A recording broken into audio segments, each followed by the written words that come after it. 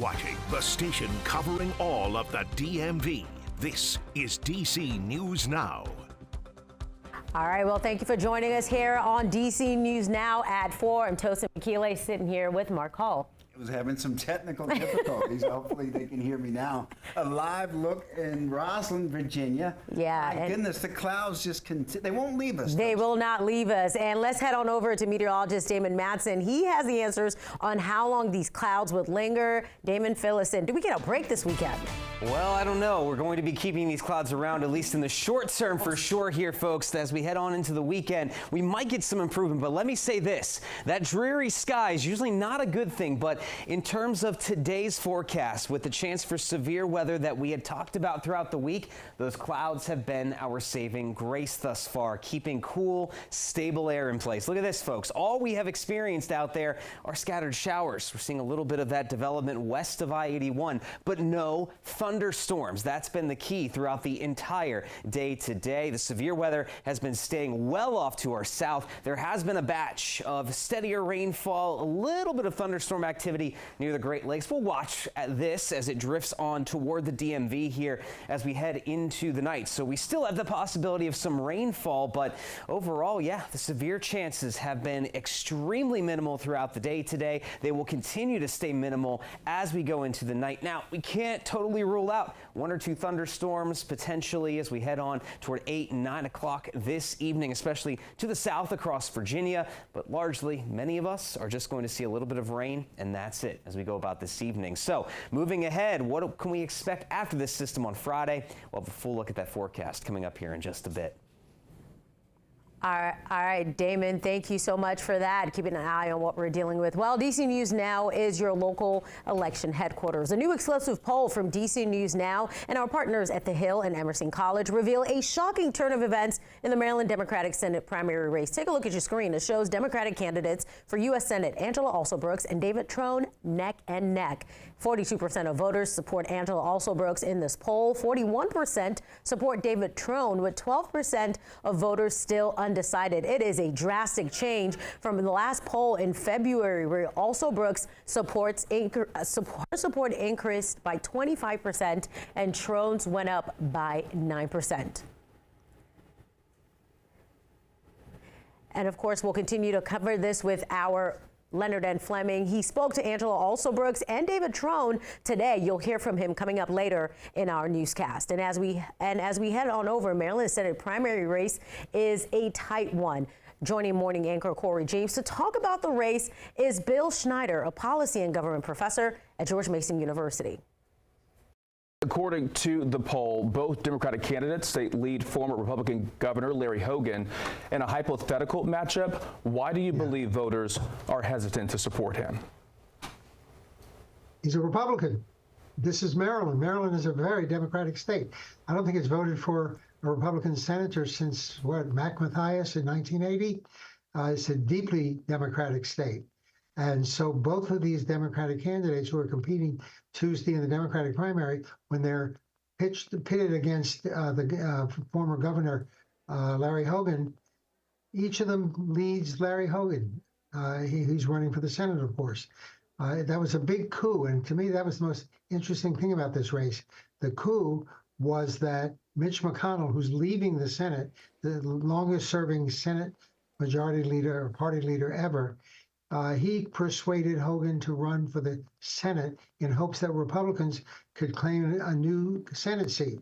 Right now, Democrats have a majority of precisely 2 senators, I believe, and that would cut the Democratic majority in half and make it much more likely that Republicans could gain a majority in the Senate.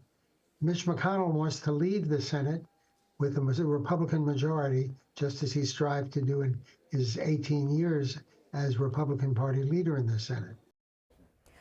A boil water advisory in Northwest D.C. is expected to stretch into a 3rd day after crews repaired a broken water main overnight. 4,800 customers in upper Northwest Washington are warned to boil water from their faucets before doing anything with it. That includes drinking it, brushing your teeth, or washing fruits and vegetables. DC News Now's Randy Bass has more. Problems in the produce aisle. Fresh broccoli, beets, leeks, and lettuce mostly missing from store shelves at the Tenleytown Whole Foods store. Employees and customers say these water misters are to blame. DC water officials telling people and businesses to boil their water before using or drinking it. Customer Carol Maloney owns Well and Wonder Yoga Studio a few blocks up Wisconsin Ave. I had to run to the grocery store, and then right when I was there, they were like putting all the produce, like covering it up, so anything that had been sprayed.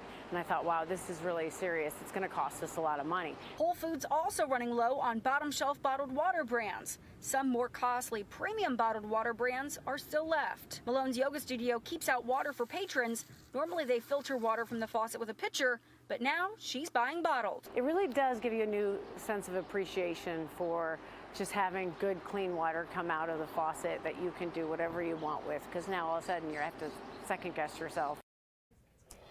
And that was our Randy Bass reporting. Have any thoughts on Metro's current buses or bus routes? Well, they're asking you to chime in. It's the next phase of WMATA's Better Bus Network redesign project. Metro's board of directors discussed the project at this morning's meeting. According to WMATA, the Better Bus Network includes more frequent all-day, all-week service. That includes weekends. Now, it will also offer more connections to job hubs, existing transit stations, and hospitals. Part of the planned upgrades is new route names to make signage more consistent and legible. Leaders were excited to share that the Better Bus Network also fits within the framework of Metro's approved fiscal year 25 budget. And Metro's officially retiring their 2000 series trains. It's the end of Metro's oldest train model. The 2000 series debuted back in 1983. WMATA sharing these photos of the trains during their first days in the DMV. The agency says the 2000s ran for nearly 200 million total miles and carried more than 750 million passengers. New tonight, American Airlines flight attendants picketing outside the White House, asking for lawmakers to back their right to strike. The Association of Professional Flight Attendants say flight attendants are the only American Airlines employees who haven't had a raise in the past 5 years. It's time to pay your flight attendants, the 27,000 flight attendants at American Airlines who put their lives on the line to save this company during COVID. The wages we are working under, we negotiated back in 2014. And last one. And they're asking lawmakers to help urge the National Mediation Board to release them so they're able to strike. In Virginia, lawmakers set to return to Richmond next week to hopefully pass a state budget, and both parties seem optimistic, although both sides have been mum on what's actually included in the compromise. House Appropriations Committee Chairman Luke Torian said that K-12 spending in higher education and health care and transportation remain priorities for Democrats. Meanwhile, Governor Youngkin has pushed for a budget that includes no tax increases on Virginians. We still have an aspiration to present a budget that meets the multiple objectives of the General Assembly and the governor's office by next week. Well, it's unclear how many days this session might last. However, House rules require the budget to be posted 48 hours prior to a vote.